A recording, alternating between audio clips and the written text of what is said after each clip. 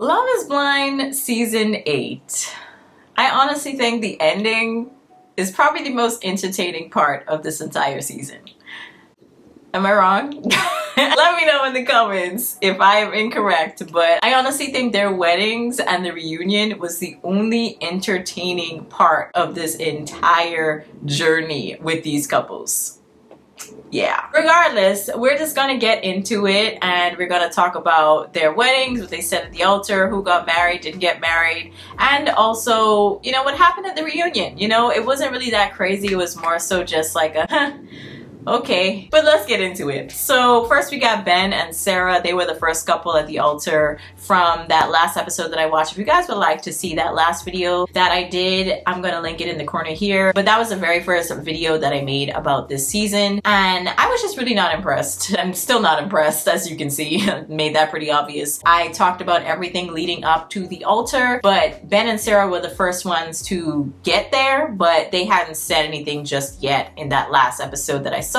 So now that I'm all caught up, watch everything after that, I have some things to say. So Ben and Sarah, they get to the altar, and I'm just gonna be honest, I was really just skipping through all the fluffery. I'm like, get to the answer, okay? Like, do you take this person to be your spouse? Yes or no? That's all I wanted to know. Sarah's the first one to answer, and she says no. She's like, listen, I feel like I need to find a partner that is going to be interested in the same thing that, I'm interested in, politically speaking. I feel like you aren't a curious person. There's just too much that I don't know and that you seem to not know about yourself that I'm like, yeah, I don't think I want to get married to you. Yeah, but you're still a cool person, but just like, no. What I thought was so hilarious was all the obviously like family members and friends, they came to her and was like making sure that she was okay, and she was like, I'm fine, I'm good. And I'm just like, I find it so funny that, sis, okay, you're fine, but the fact that, number one, you're fine is interesting. It shows me that you're probably not really, like, obviously, yeah, people deal with like emotional things differently, but I think in this sense, it was kind of weird that she wasn't really showing much emotion. It's the biggest day of a lot of people's lives. It's like, I don't know, or at least one of the biggest ones. So it was just kind of weird that she didn't really have much of a reaction. And then also, no one really seemed to be checking for Ben. Eventually, I saw, oh gosh, what are their names? Was it Lauren? Yeah, Lauren. Lauren and the other girl that was battling with Lauren for Dave, but they ended up being like, not friends, but they're cool with each other now. They came to hug him, check on him, make sure he was good. But he was like, yeah, I just want to talk to her. And I find it so interesting that afterwards, like when she went back to the, the house where they were getting ready, she was like, yeah, he just wasn't really like doing it for me. Like I felt like his opinions about certain things just didn't match up with mine when it came to BLM and the vaccine. And I was like, what the heck does anyone have to say about a vaccine have to do with, like, it was just really too much. I understand, yes, she's a nurse. She probably takes these things very seriously. But at the same time, we're also talking about the same vax, quote unquote, that has had a lot of controversies to follow it. So it's a very controversial topic. So I can understand why he would prefer to just not talk about it, but at the same time, I would have wished he just said I probably wasn't a fan, or if he was okay with it. Like, just pick a side so that she could know what to think of you. You know what I'm saying? Like, I just don't understand, number one, why she'd even taken the ring, why she'd even accepted the proposal when she knew good and well that her beliefs did not line up with his. It's that simple, like it was, again, like they were forcing it.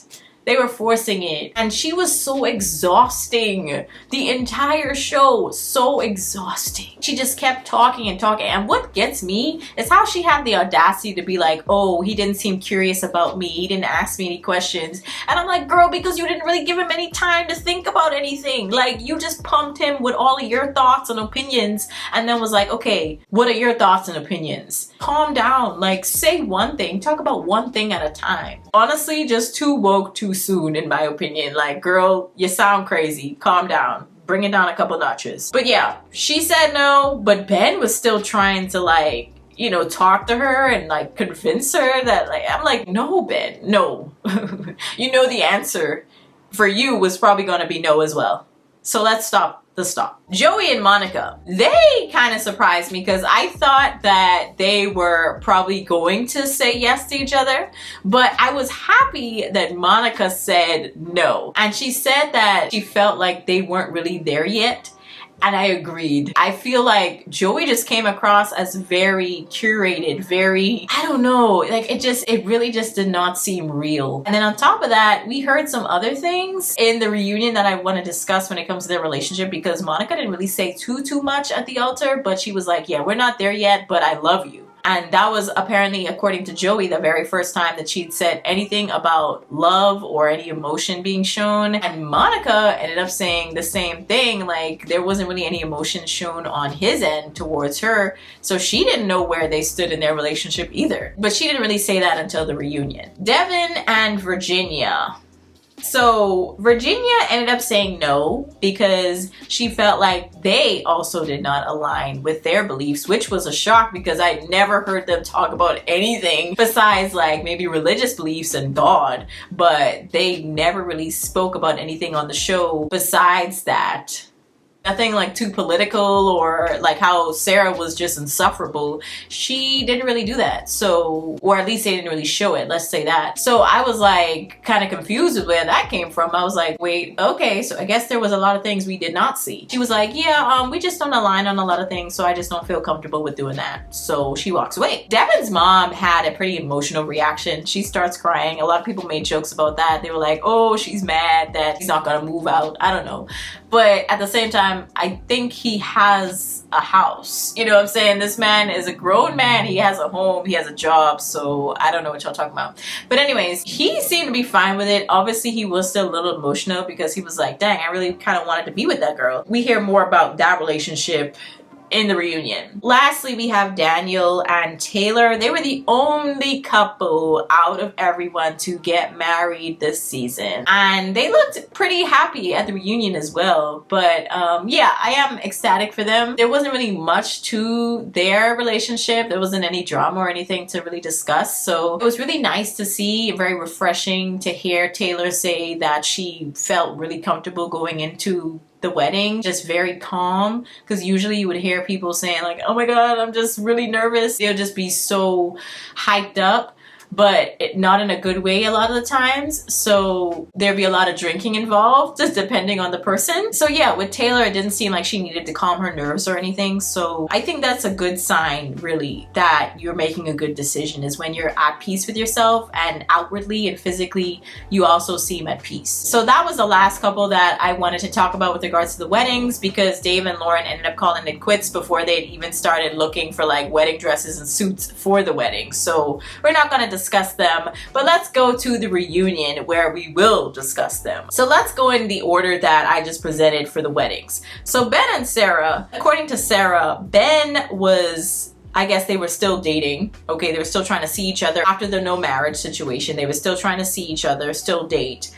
And according to Sarah, they were in Tennessee because she's a traveling nurse and she had a job to go to, and I guess Ben was supposed to follow after her, but he decides not to do that. And according to her, he ghosts her. Even after she'd messaged him, he didn't say anything in response. And then after like a week or two, I think she said, he had messaged her and was like, I thought we were done. I forgot exactly what was said, but regardless, he ghosted her, and that just kind of showed her that he wasn't the person that she wanted to be with. Now, when we hear from Ben, according to him, they had already ended their relationship when they were in Tennessee. Like, he wasn't expecting to talk to her again. But with Sarah, she's saying that they were still dating and he was supposed to visit her or something. But according to him, I guess in his brain, he saw it as their relationship was done at that point. So why did he need to continue to talk to her? But I was very confused. I was like, so which one is it? You know, like, were y'all together or were y'all not together? Like, I'm not understanding. So Lauren kind of comes in and she's like, yeah, I guess she didn't really read it that way. So I'm not really understanding that situation, but regardless, I knew that they just could not work together. I don't even understand why they tried to see each other after this whole experiment. Like, y'all know it's not gonna work, okay? You just know that. Why force it? You know you want someone that's a little bit more on your train of thought, that believes in what you believe in and fights for the causes that you're passionate about. Why force things to work with someone that does not see things the same way as you do? Like, obviously, yeah, there's going to be some differences no matter who you're with. But for someone to be that different and you know you have a problem with that, but you still continue to pursue things with them is crazy. Also, one thing I want to say is the fact that she was saying that she had receipts when it came to their text messages. I mean, they didn't really say anything, you know, like a lot of people were saying that when it came to Ben's messages that he could have just deleted all of her messages and make it seem like she ghosted him, which obviously, yeah, he could have done that. But at the same time, it was just like, who cares? At this point, who cares? But one thing I want to say that was pretty interesting was when I saw a TikTok about that particular portion of the reunion, there were some people in the comments of that video, and this person says, "You will not catch me siding with some MAGA effer, sorry." And I was like, whoa, just because in the TikTok it seemed like they were kind of on Ben's side because Sarah was looking kind of crazy. But this person sounded so deranged. I was like, okay. I also saw another comment that said, everyone is entitled to their own opinions, but her woke-ish was annoying. She was a bad apple from the start. Honestly, I have to agree with you. And then another person says, I didn't understand why she got engaged with him to begin with if she knew political views were important to her and not him. And that reigns true with what I said already. If you knew that political views were important to you and you wanted to see that in a partner, why not find someone else? Why be with someone that you know isn't going to agree with you politically if you take your political views super seriously? And also for people like Sarah, I feel like those folks, they tend to make their personality about politics. Like, their political views are their personality. Like, nothing else matters to them. It's just about their political views. It's kind of cringe. Like, is there no other components to you? That's just the only thing that you find important? Anyway, so let's move on to Joey and Monica. Now, this is where things got pretty interesting, and then also when we had Devin and Virginia get into the spotlight. I already said that Joey, at the end of the weddings, he was like, that's the first time that Monica ever said, I love you, which was factual because they never really expressed their emotions. And to Monica, you know, it seemed as though Joey didn't really, I guess, exude the level of interest that she was hoping for. But at the same time, I feel like with women, we want to feel like we're pursued, we're wanted, we're loved. I feel like when it comes to men in relationships, we tend to want them to make the first move so that we feel those things. We never really want to be the first one to be like, I love you, or like, I feel this way about you. But I think a lot of the times we have to kind of break ourselves out of that just so we could know beforehand if this is worth pursuing. If he doesn't feel the same way, I need to know that ASAP. I just think that with Monica's case, I understood where she was coming from. She didn't want to feel as though she was with someone that didn't like her or love her in the way that she was hoping for. Like, she didn't want to feel as though she was just keeping someone in a relationship just to keep him in it. Obviously, she wants to be in love. And I get it. I do get it. But at the same time, when you're not showing anything either, why would the other person feel likely to show their emotions? It was just kind of like, I don't know. I understand both sides, but at the same time, it was like, someone has to make the first move, you know? There has to seem like there's some type of development in these emotional areas when it comes to relationship. So yeah, it was just a very interesting situation. And then also it was revealed that he was trying to slip into Madison's DMs, but then try to make it seem like Madison was the one chasing after him when Monica had found it in his phone. And I was like, okay. But that turned out to not be the truth because Madison was like, he was the one that messaged me and I barely even responded. I don't know what you're talking about. So yeah, it was very interesting. I'm happy that they're not together, but yeah, we're just gonna move on to Devin and Virginia now. We see that there were a lot of things, okay? There were a lot of things discussed after.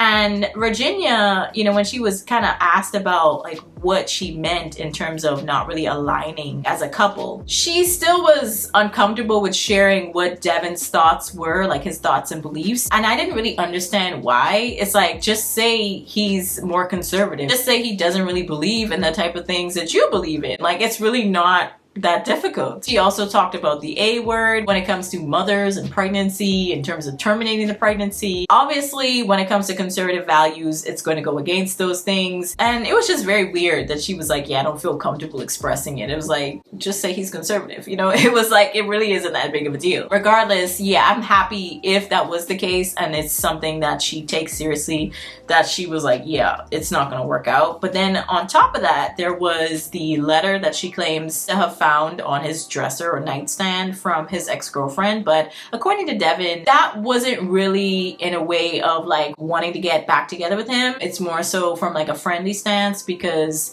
I guess him and also the person that the ex-girlfriend is now seeing, they're like all friends, or at least they know each other. So it was in a friendly way in terms of the way in which the letter was written. And even though I do believe him, there were also other issues with regards to him not really being like a gentleman, in the sense of like, for example, she needed some help with something and he was just like, oh, can't you get it? And it was like, what do you mean can't you get it, Devin? Help her. Like, what do you mean? And it was something for his birthday. I think it was like a birthday present or something, and she needed help with it. And he was like, can't you get it? And I'm like, huh? Completely different Devin from what I was seeing on the screen, for sure. And then also we see that when it came to them actually trying to pursue things outside of the show, like after the show, I guess he had kind of ghosted her. Basically, like she was trying to get a response from him and he wasn't responding. A lot of people are like, I'm happy that Virginia is standing on business and all this stuff. And I'm like, I wish she would have stood on business a lot sooner. I wish all these people would have stood on business during this season instead of getting to the altar and wasting people's time. Got me watching this whole boring season for most of y'all to say no. Like, really? But regardless, Daniel and Taylor, they were the only couple to get married. They look happy. They just bought their first house together. Happy for them. They are glowing. Maybe kids might be next on the agenda. We'll see. But Dave and Lauren, there wasn't really much to be said. I mean, he allowed a lot of people to get in his head, but at the same time, I don't think he wanted to be married. Let's be for real. And then also, when it came to Mason and Meg, we see that they're not together because they had tried to rekindle things during the show after the pods, but they ended up feeling as though something was kind of off, so they decided to just be friends instead. But then Meg started talking about Madison in relation to the whole Alex and Mason situation, how she was still feeling a ways about what Mason said about her being the number one, and then taking it back, and she was mad, and then Alex was kind of defending Mason and she didn't like that, and they broke up. That was that whole drama, right? But what I find interesting is she came with so-called receipts about how bad, I guess, Alex was talking about Mason, but he didn't really say anything. He didn't say anything disparaging. She was like, oh, you see how you talk about your friends? Like, you keep saying these people are your friends, but you talk about them behind their back and something like that. And I was just like, girl, your receipts are showing nothing. Madison was just coming across all types of crazy. And everyone in the crowd was like, ooh, she got receipts. She ain't got no receipts. You got a couple little text messages. This man never said nothing crazy. The reunion was just funny to me, but not in like a really entertaining way. It was more like, this is just dumb. It was just dumb. And then also we see that AD got engaged. I wish that they did not put it in the show though. I found that kind of cringe. I wish they just announced it on the show, but they didn't need to have like the actual proposal video and all that like on the show. It was just, I felt like that just was like an invasion. I'm sure they gave the okay to show it during the show, but it was like, I wish they didn't. But anyway, she got engaged to Ollie, who was from Love is Blind UK. I was going to talk about it, but I never got a chance to. So I feel like it's just kind of redundant doing that now. It's a little too late. I just see some red flags with him. So I'm just going to hold out hope that he's not wasting AD's time like Clay did in her season of Love is Blind. But a lot of people are happy for her, and I'm happy for her too. They were basically saying that, you know, the whole rejection from Clay kind of redirected her path to Ollie, and you know, Ollie was like her blessing in a sense. But I was like, I mean, we'll see. Only time will tell if he actually is a good partner for her and follows through on the promises that he probably made to her. So I'm holding out hope. But that was pretty much it for Love is Blind. The wedding drama and the reunion sort of drama. But let me know your thoughts down in the comments. I'll catch y'all in the next video. Peace.